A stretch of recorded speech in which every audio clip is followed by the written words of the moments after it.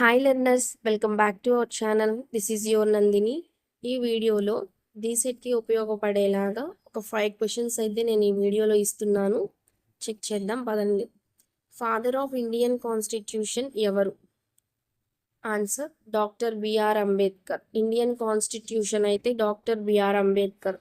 అదే father of nation అంటే మహాత్మా గాంధీ. అలాగే సెకండ్ క్వశ్చన్, భారత రాజ్యాంగం ఎప్పుడు అమల్లోకి వచ్చింది? ఆన్సర్ 26 జనవరి 1950. బాగా గుర్తుపెట్టుకోండి, అడాప్ట్ చేసుకున్నది వేరు, అమల్లోకి వచ్చింది వేరు. అండ్ థర్డ్ క్వశ్చన్, భారతదేశ తొలి ప్రధానమంత్రి ఎవరు?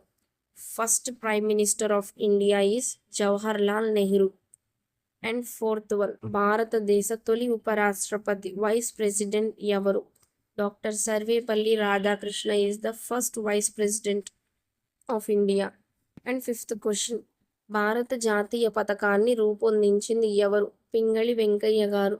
ఇలాంటి టైప్ ఆఫ్ క్వశ్చన్స్ ఎక్కువగా అడగొచ్చని నేను మేబీ ఈ క్వశ్చన్స్ అయితే చేశాను.